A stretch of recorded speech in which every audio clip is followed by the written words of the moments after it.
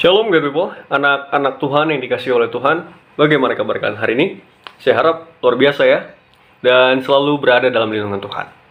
Seperti biasa, sebelum kita belajar, kita akan awali dengan berdoa. Kita berdoa. Bapa kami di surga, Tuhan kami yang baik, terpujilah Tuhan karena Engkau begitu baik buat kami, menjaga, melindungi kami sampai pada saat ini.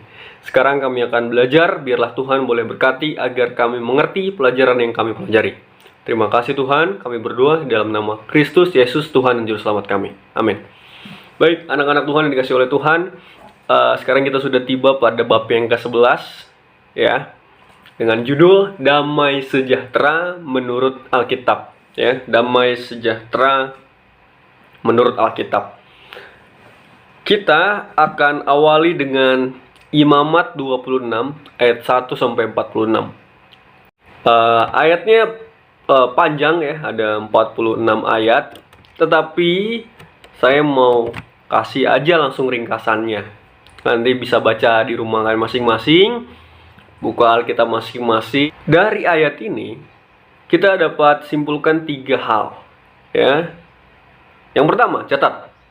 Yang pertama, ayat 1 sampai 13 itu berisikan berkat kalau kita menurut kepada Tuhan. Ya, makanya judulnya berkat. Kalau kalian bisa lihat di situ ya, judulnya adalah berkat. Yang kedua, ayat 14 sampai 39 berisikan hukuman atau kutuk kalau tidak menurut. Ya, yang pertama tadi berkat kalau menurut. Yang kedua, hukuman atau kutuk kalau tidak menurut. Yang ketiga, ayat 40 sampai 46 berisikan pengampunan kalau mau minta ampun. Nah, jadi begitulah pembagiannya ya. Yang pertama, kita dikasih tahu kalau kita mau diberkati oleh Tuhan, mau kehidupannya sukses, mau kehidupannya lancar, mau kita hidup dengan damai sejahtera, maka kita harus menurut kepada Tuhan. Tapi kalau kita tidak menurut kepada Tuhan, kita akan dihukum oleh Tuhan. Ya, kalau kita tidak menurut kepada Tuhan, maka kita akan dihukum oleh Tuhan. Dan kalaupun kita akhirnya sudah dihukum oleh Tuhan karena kita tidak menurut kepada Tuhan, kita punya kesempatan untuk minta ampun karena Tuhan akan mengampuni kita. Ya, ada 3 hal ini. 3 hal ini selalu terjadi dalam kehidupan kita. Ya, mungkin nggak langsung kita dapatkan berkat karena menurut. Mungkin nggak langsung kita dapatkan hukuman karena kita tidak menurut, tetapi ini pasti terjadi dalam kehidupan kita sehari-hari ya. Dan kita harus selalu ingat bahwa meskipun kita sudah melakukan kejahatan di mata Tuhan, tapi kita punya kesempatan untuk meminta maaf, meminta ampun daripada Tuhan, sehingga kita mengalami damai sejahtera dalam kehidupan kita ya. Yang pertama, dapat damai sejahtera. Yang kedua, tidak dapat damai sejahtera. Yang ketiga, damai sejahtera yang dikasih karena kasih karunia. Begitu.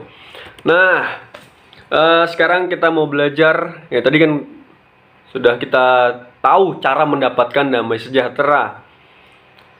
Kita mau belajar arti dari damai ya, damai. Dari bahasa aslinya sendiri, damai itu adalah shalom. Ya, nah itu biasa kita dengar ya, sebagai orang Kristen mah biasa shalom. Kalau bahasa Yunaninya eirene ya. Mungkin kalau orang namanya Iren gitu, bahasa Yunaninya adalah eirene.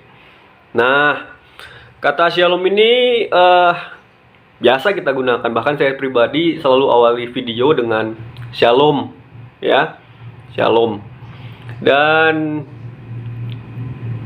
kalau sahabat-sahabat kita orang Muslim akan sebutkan Assalamualaikum, ya kan? Assalamualaikum. Nah, jadi ternyata shalom itu nggak hanya shalom aja, tapi ada kepanjangannya, yaitu Shalom Aleichem.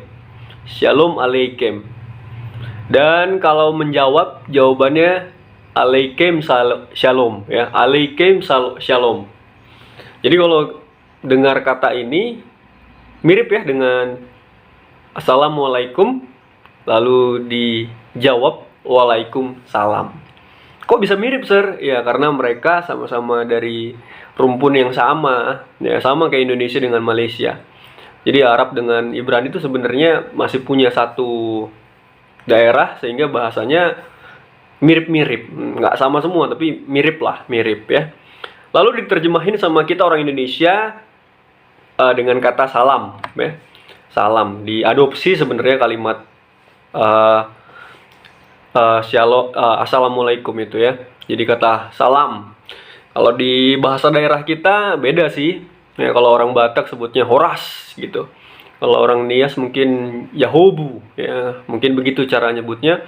Kalau orang Sunda kayaknya sampurasun ya, sampurasun. Begitulah cara kita mengucapkan salam ya, salam. Dan ini sebenarnya diperintahkan oleh Yesus. Kita coba lihat dalam Lukas 10 ayat 5. Silakan catat Lukas 10 ayat 5. Apa yang Yesus katakan tentang kalimat ini? Kalau kamu memasuki suatu rumah, katakanlah lebih dahulu, damai sejahtera bagi rumah ini. Ya, ingat tadi kan, Shalom itu damai sejahtera, damai. Ya. Jadi Yesus yang perintahkan, kalau kita masuk rumah, katakan Shalom, gitu. Itu tradisi Kristen ya, harus kita lakukan. Kenapa? Karena itu artinya kita memberikan doa supaya orang yang kita sapa di rumah, dimanapun kita ketemu orang, kita mau katakan supaya dia dapat damai sejahtera, gitu. Nah, tapi apakah Shalom itu hanya berarti damai sejahtera atau punya arti lain? Nah, jadi ternyata buku ini kasih penjelasan bahwa ada banyak makna yang dimiliki kata Shalom. Oke, silakan dicatat. Yang pertama adalah persahabatan, ya. Yang pertama adalah persahabatan. Kita buka Zakaria pasal yang ke-6 ayat 13. Zakaria 6 ayat 13. Saya baca. Dialah yang mendirikan bait Tuhan, dan dialah yang akan mendapatkan keagungan dan akan duduk memerintah di atas tahtanya. Di sebelah kanannya akan ada seorang imam, dan pemufakatan tentang damai akan ada di antara mereka berdua. Pemufakatan damai ada di antara mereka berdua. Ada kata mufakat, ada kata berdua. Jadi damai sejahtera ini kan ya, ada damai sejahtera. Shalom itu juga punya makna persahabatan. Ketika kita menyatakan shalom kepada seseorang, maka kita sedang membangun persahabatan kepada orang itu. Ya, kepada orang itu. Ya, biar akrab lah gitu bahasa lainnya. Sebenarnya ada ayat-ayat lain, tapi hanya satu saja yang saya kasih ya. Yang kedua adalah kesejahteraan.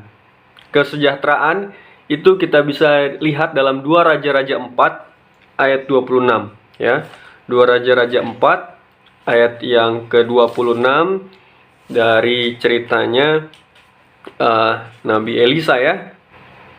Larilah menyongsongnya dan katakanlah kepadanya, selamatkah engkau, selamatkah suamimu, selamatkah anak itu? Jawab perempuan itu, selamat. Nah, Sir, kok nggak ada kata damai sejahteranya, nggak ada kata damainya? Ini bahasa aslinya, Alkitab Perjanjian Lama ini bahasa aslinya yaitu bahasa Ibrani. Dan dari bahasa aslinya, dari kata aslinya, selamat itu menggunakan kata shalom. Jadi maknanya adalah kesejahteraan, kehidupan. Ketika seseorang itu dalam keadaan sejahtera, maka bisa dikatakan shalom ya. Shalom. Jadi ceritanya perempuan ini di masa itu kan dalam masa yang sulit, kekeringan, kelaparan di mana-mana. Tapi mereka tetap sejahtera nggak? Itu yang ditanya oleh Elisa kan. Tetap sejahtera nggak? Masih bisa makan nggak? Kan kesejahteraan itu berhubungan dengan makan, mungkin kebutuhan-kebutuhan yang lain yang harus mereka penuhi, ya, tempat tinggal dan lain-lainnya. Apakah mereka masih punya itu? Itu maksud dari Elisa. Jadi shalom juga berarti kesejahteraan. Yang ketiga, shalom berarti keamanan. Hakim-Hakim 11 ayat 31, ya. Keamanan. Hakim-Hakim 11 ayat yang ke-31. Cerita tentang Yefta. Ya. Maka apa yang keluar dari pintu rumahku untuk menemui aku pada waktu aku kembali dengan selamat dari Bani Amon, itu akan menjadi kepunyaan Tuhan, dan aku akan mempersembahkannya sebagai korban bakaran. Ceritanya ini adalah nazar. Jadi perjanji dari Yefta ketika mau perang, dan ketika dia akan pulang dengan selamat. Kalau dia pulang dengan selamat, kalau dia aman-aman saja, maka dia janji akan mengorbankan apa yang keluar dari rumahnya, ya, keamanan. Kalau aku selamat, ya kan, di ayat itu dikatakan selamat dari Bani Amon, ya kan, berarti keamanan, aman hidupnya gitu.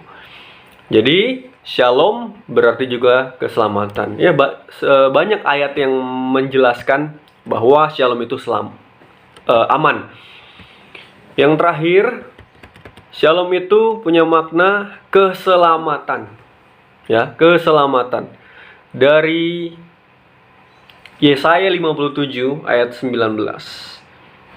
Aku akan menciptakan puji-pujian damai sejahtera bagi mereka yang jauh dan bagi mereka yang dekat.